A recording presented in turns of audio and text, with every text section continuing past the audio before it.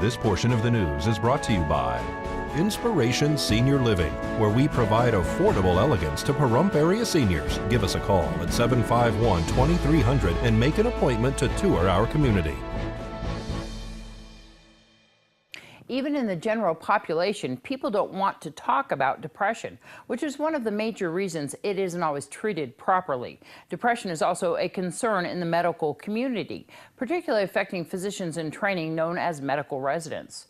A considerable number of medical residents suffer significant depressive symptoms at various times during their training. What should be done to address the problem? This health tip is brought to you by Desert View Hospital and Mountain Valley Physicians Group. Don't put your health on hold. We have time for you. Call us to schedule your appointment. 775-751-7100. After medical school, the next step for a physician in training is residency. A growing number of these residents are not only dealing with long hours and the pressure of patient care, but also with depression. A quarter to a third of the residents are suffering either specific diagnoses or significant symptom burden. I mean, that's an endemic. That is such a high prevalence of such a serious problem that we all should be extraordinarily worried. It doesn't really matter whether it's an actual diagnosis or just significant symptoms. It means that they're suffering, they're not functioning well in their personal roles, they're not functioning well in their professional roles.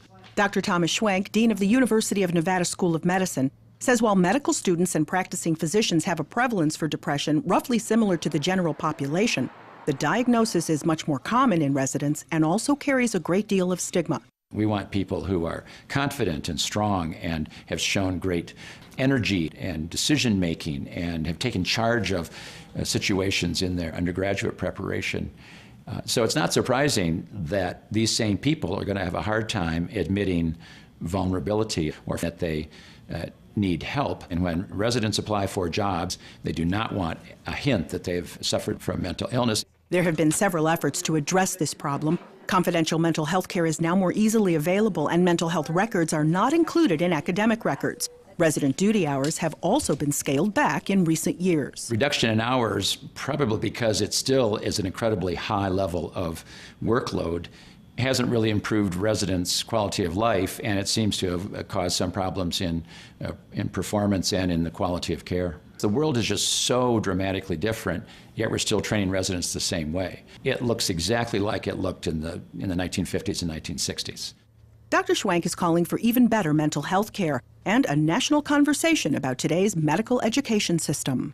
What I would really like to see is the accrediting bodies, the residency review committees, the Accreditation Council for GME, the ACGME, really take this to a high level. What if we built teaching programs from the ground up for teaching, and clinical care was actually a secondary objective? Right now what happens is the teaching in many regards kind of gets added on to an extremely high-powered, high-intensity, high productivity, very busy clinical system, and it makes it hard for residents, I think, to really process everything that's going on. Catherine Dolph, The JAMA Report. Dr. Schwenk also says residents should be encouraged to take care of themselves so that they can take care of others. Art Bell says he's quitting his radio show, Dark Matter, for good this time. He claims that a person who is stalking him is the reason, according to his Facebook page. He said Friday, "I'm sorry to have announced this, but I will not be on tonight or any other night. Whoever this crazy person is, they're not stopping, and it has come to the point that we as a family do not feel it is worth the risk." He says his wife and child are scared and adds, "As you all know, I dearly love what I do, but not at the expense of never-ending terrorism." Police say they have responded several times to the Bell's residence. The latest incident, December 9th, Nye County Sheriff's Office dispatched received a 911 call from the wife of Art Bell reporting that he was out on the property walking and that he had called her from a cell phone to tell her someone had shot at him, and then he stopped responding. Nye County Sheriff's Office deputies responded and checked the area. Art Bell was located lying on the ground of his property with no injuries. He reported to responding deputies that he was not sure if the noise he heard was a firework or gun gunshot. Deputies did a thorough check of the area and located no one, and also did not locate any evidence of gunshots. Deputies maintained extra patrol in the area for the remainder of the week. However, nothing was discovered. At this point, the investigation is closed unless further information is discovered. Bell has said that he may occasionally come back on air to do unannounced spots. The Tribe Toy Run was held on Sunday. They plan to do a second run this next Sunday to deliver toys to the kids who are less fortunate in our area. It takes a village of people, like we talked about the other day. You have, how many bikers do you think right now out here? I don't know now. There'll be 100 when we roll out. And this is all put on by the tribe, but other bike clubs join? Yeah, we got the Iron Crossmen, we got the Sconers, we got Pole Bobs, we got, oh man, we got all kinds here, you know. Will you be having an additional weekend that you're going to be delivering? Do you know yet? I do know. We're going to do this next week again. Just like you did last year. Absolutely. That's good and bad news, isn't it? It wears you out, but you know, it's very satisfying at the end of the day. And so people can still donate gifts into those. Absolutely. We left the boxes out this year, and on the boxes is donation deals. The donation deals really help out because we can fill in, but we like the toys too, and that's what the girls do, is they make it all work, you know. I stand around and take the bows, but they're the ones that coordinate the whole thing. So if people want to donate cash, they can do that here at the Oasis Outreach, or where? Absolutely. It's Jackie and Cheryl from the Oasis. They work with the coalition, and we have a food ministry, and they work with that also. And they're my treasure, and they make me too legit to quit, okay? The Pahrump Valley Chamber of Commerce held their annual Christmas party at Mountain Falls on Friday night. We do it annually, and it's a gift to our members. There's no fee to come. And Mountain Falls did a wonderful job tonight with a prime rib buffet, and we have great raffle prizes. We do pay for the party through our raffles and our 50-50. So this place is packed tonight. How many members strong is the Pahrump Valley Chamber of Commerce now? We have 387 members. Obviously, they're not all here tonight because they're invited to bring their significant other or someone from their business with them. What's some of the perks that the Chamber offers their members?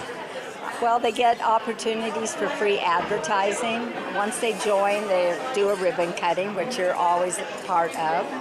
And you know, they can advertise in our Vision, which is our monthly newsletter that goes out.